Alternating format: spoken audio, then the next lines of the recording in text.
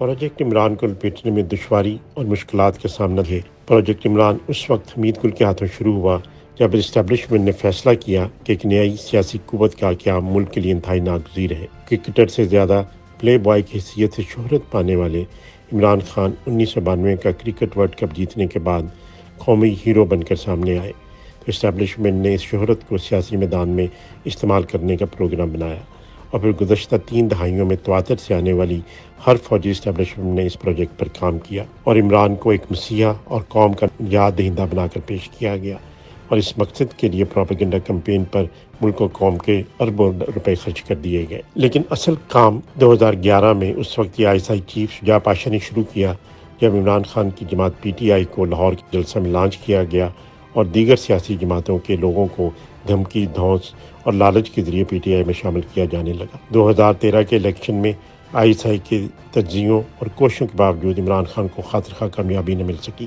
اور مسلم لیگ نون حکومت بنانے میں کامیاب ہو گئی۔ لیکن جو ہی نون لیگ کی حکومت معرض وجود میں آئی، اس وقت کے DG ISI ظہیر الاسلام نے نون لیگ کی حکومت کے خلاف سازشوں کا جال بننا شروع کر دیا۔ سب سے پہلے اسلام آباد میں عمران خان سے 124 روز کا دھرنا کروایا گیا۔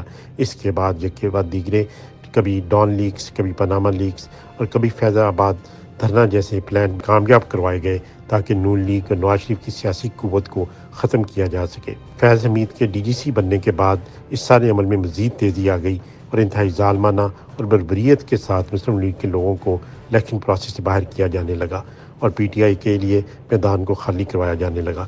اس سب کے باوجود باجوہ اور فیض حمید کو 2018 کے الیکشن میں بڑے پیمانے پر کھلم کھلا دھاندلی کروانی پڑی تاکہ PTI اتنی سیٹیں لے سکے کہ اپنے اتحادیوں کے ساتھ پنجاب، KPK، بلوچستان اور مرکز میں حکومت بنانے میں کامیاب ہو جائے۔ یہ پروجیکٹ عمران کا صرف ایک پہلو ہے جس میں ملک کی عدلیہ اور فوجی اسٹیبلشمنٹ نے گھنونا اور بھرپور کردار ادا کیا۔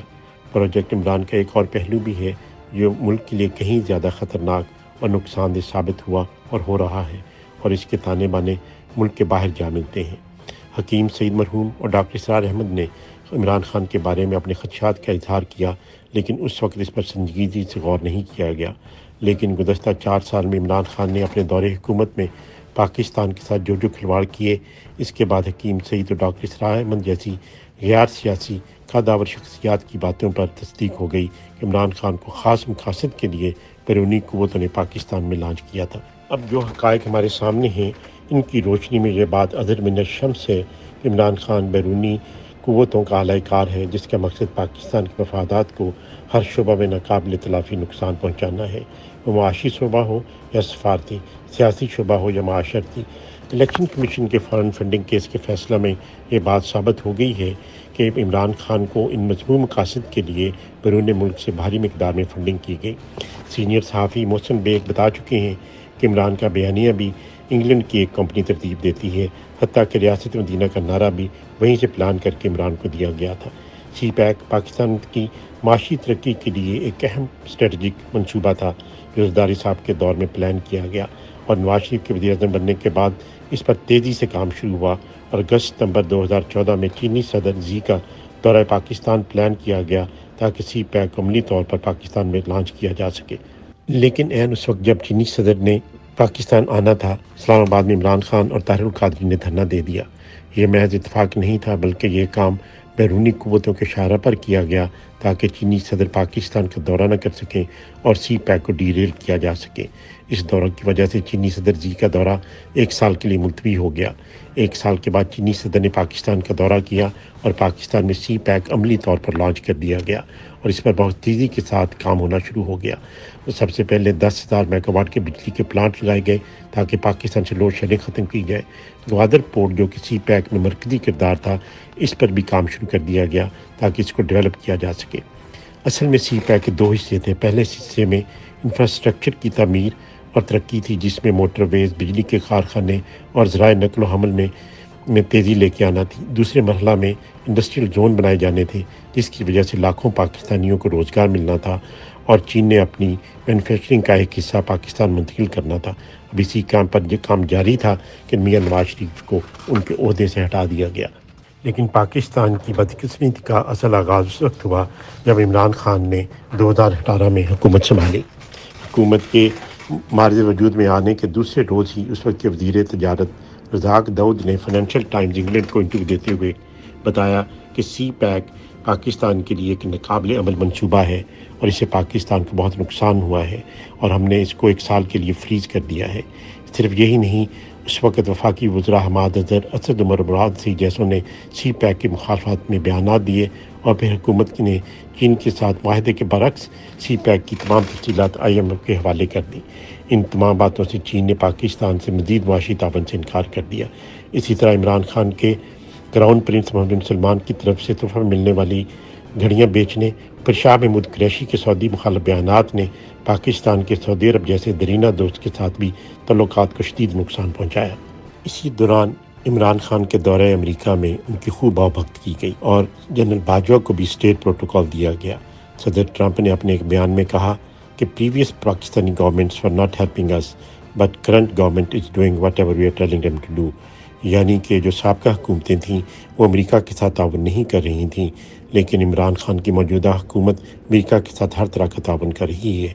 इसी तरह वजारत ख़ारजा के एक तर्जुमान ने कहा, we are pleased that CPEC has been rolled back but we are not satisfied until the CPEC is fully stopped, यानी हम बहुत खुश हैं कि मौजूदा हुकूमत ने सी पैक को काम को सुस्त रवि का शिकार कर दिया है, लेकिन हमें मुकम्मल खुशी इस वक्त होगी जब सी पैक को मुकम्मल ख़त्म कर दिया जाएगा। अप्रैल 2022 में हुकूमत के खात्मे के बाद एक तरफ इमरान ने अपने आकाओं के कहने पर पाकिस्तान में इंतशार और अफरा तफरी को बढ़ाया ताकि मुल्क माशी दिवालियापन का शिकार हो जाए, और दूसरी तरफ रूस और यूक्रेन की वार और पाकिस्तान में सैलाब की तबाहकारियों के बाद जब पाकिस्तान IMF से मुआहदा करने लगा तो इमरान खान ने साबका वज़ीर ख़ज़ाना शौकत अज़ीज़ के ज़रिए सूबाई वज़रा KP के तैमूर झगड़ा और पंजाब मोहसिन गारी के ज़रिए IMF को ख़त लिखवाए कि पाकिस्तान को कर्ज अदा न किया जा सके। ये पाकिस्तान के ख़िलाफ़ खुल्लम खुल्ला दुश्मनी की इलामत थी। 2018 से लेकर अब तक इमरान खान की तरफ से किए गए इक़दामात का जायज़ा लें तो एक इंतहाई खौफनाक तस्वीर उभरती है। इमरान खान को इक़्तिदार में लाने में ना सिर्फ पाकिस्तानी इस्टेबलिशमेंट बल्कि बैनुल-अक़वामी इस्टेबलिशमेंट और एजेंसियाँ भी मुलव्वस थीं, जिन्होंने करोड़ों डॉलर की फंडिंग का बंदोबस्त किया। सोशल मीडिया और इलेक्ट्रॉनिक मीडिया पर एक भरपूर बयानिया और प्रोपेगेंडा कैंपेन चलाई गई, उसके लिए वसाइल और फंड्स मुहैया किए गए। जो कुछ गुज़श्ता 5 साल में पाकिस्तान में हुआ, जो माशी नुकसानात पाकिस्तान को हुए, जिस तरीके से सी पैक को बंद किया गया, दोस्तों चीन, सऊदी अरब, कतर और तुर्की के साथ जिस तरह तल्लुकात ख़राब किए गए कि आज कोई मुल्क पाकिस्तान पर एतमाद करने को तैयार नहीं है। ये सिर्फ PTI या इमरान खान का प्लान नहीं हो सकता। ये मुमकिन ही नहीं कि रज़ाक दाऊद, शाह महमूद कुरैशी और शौकत तरीन जैसे इस्टेबलिशमेंट के मोहरे पाकिस्तान के ख़िलाफ़ इस किस्म के बयानात दे सकें जो कि उन्होंने दिए। ये यकीनन उसी बाजवा डॉक्ट्राइन का हिस्सा था जिसके तहत पाकिस्तान में पिछले 5 साल गुजारे गए। यहाँ पर एक इंतहाई संजीदा और अहम सवाल ये उठता है कि क्या बाजवा डॉक्ट्राइन सिर्फ पाकिस्तानी इस्टेबलिशमेंट का प्लान था या इसमें बैनुल-अक़वामी एजेंसियाँ और ममालिक भी शामिल थे, क्योंकि गुज़श्ता 4 साल में पाकिस्तान को जिस तरीके से चलाया गया उसमें यकीनन बाजवा, फैज़ हमीद और इमरान एक ही पेज के ऊपर थे, और जिस तरीके से पाकिस्तान की मईशत को और पाकिस्तान की खारजा पॉलिसी को नुकसान पहुँचाए गए उसमें भी यकीनन इन तीनों का बराबर का किरदार था। और ये हो नहीं सकता कि पाकिस्तान को ये नुकसान उन्होंने सिर्फ अपने प्लान के तहत पहुंचाया हो। इसमें यकीनन वो सारी बैरूनी फंडिंग और वो सारी प्लानिंग जो इमरान खान को दी गई उसका भी एक बहुत अहम किरदार है। इस वक्त पाकिस्तान में जो कुछ इमरानी टोला कर रहा है, बज़ाहिर लगता यही है कि इसे अब भी मुल्की और गैर मुल्की एजेंसियों से फंडिंग और मदद मिल रही है। पाकिस्तान की मौजूदा इस्टेबलिशमेंट के लिए एक चैलेंज है कि वो इन तमाम वसाइल को और फंडिंग को रोके जो कि पाकिस्तान के ख़िलाफ़ इस्तेमाल हो रही हैं। ये अमर भी इंतहाई ज़रूरी है कि पाकिस्तानी इदारों में इन साजिशी नाशर के सहूलतकार और हमदर्दों की निशानदही की जाए और इन इदारों से उनको पाक किया जाए ताकि पाकिस्तान माशी तौर पर इस्तेहकाम हासिल कर सके। YouTube पर गूगली न्यूज देखने के लिए youtube.com की सर्च बार में गूगली न्यूज TV टाइप करें। गूगली न्यूज के पेज पर सुर्ख रंग के सब्सक्रिप्शन वाले बटन पर क्लिक करना ना भूलिए। YouTube पेज पर अपलोड होने वाली वीडियोस से बाखबर रहने के लिए बेल आइकन पर क्लिक कीजिए। आपको हर नई वीडियो के बारे में नोटिफिकेशन मौसूल हो जाएगा।